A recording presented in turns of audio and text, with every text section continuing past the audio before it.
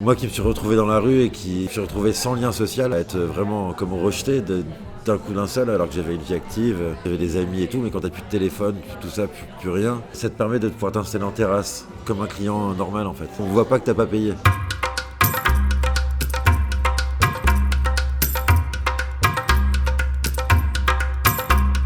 Enchanté.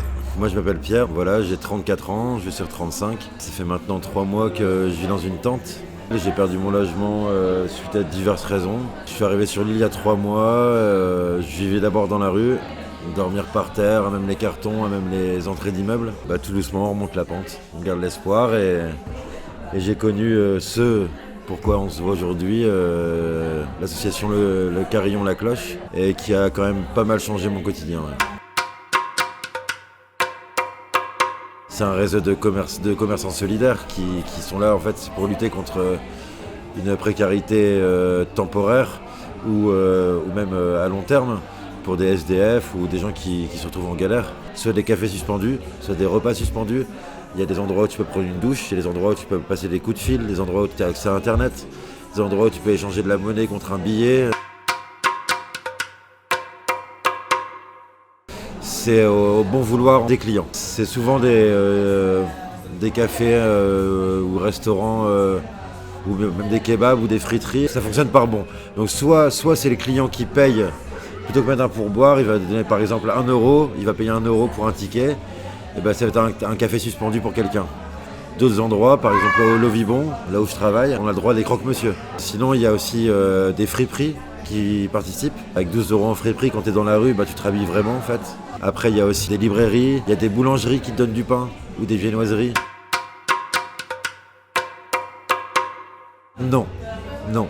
C'est ça qui est ouf. Ça devrait être connu et même être vanté. Dans toutes les assos, on n'en a jamais parlé et c'est un bénévole de l'association La Cloche qui m'a dit tu connais pas La Cloche, le Carillon? En fait je vais t'expliquer comment ça se passe. Même je pense que même les établissements qui le proposent, ils en font pas assez la pub. Même là où je travaille, là je vois qu'il y a 150, peut-être, je sais pas, 100 euros de pourboire à la fin du mois. Et encore, je dis ça, mais là où je travaille, c'est là où j'ai vu le plus de tickets suspendus.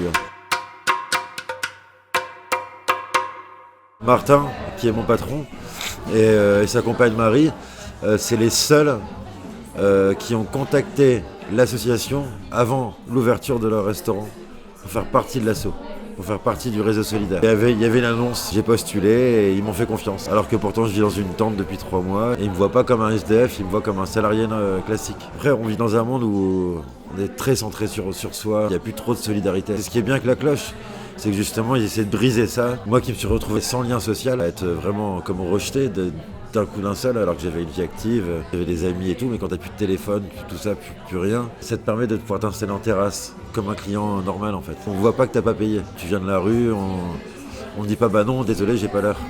On parle avec toi comme si t'étais le client d'en face qui boit sa chope ou qui mange un morceau. N'oubliez pas que, par exemple, moi, pour ma part, j'ai fait des études, j'ai été père de famille, j'ai acheté une maison, je l'ai dit chez l'entreprise, je gagnais très bien ma vie et pourtant je me suis retrouvé à la rue. Donc ça peut arriver à tout le monde. Je pense que les gens ont peur parce qu'en fait, malheureusement, la rue rend les gens aigris ou alors toxicomanes ou alcooliques ou ce qu'on veut. Donc la plupart des gens, des fois, agressent ou sont impolis ou n'importe. N'ayez pas peur des gens. Je pense que en faisant le bien autour de soi, le bien t'arrive par abondance. Voilà, tout simplement. De rien. Merci à toi.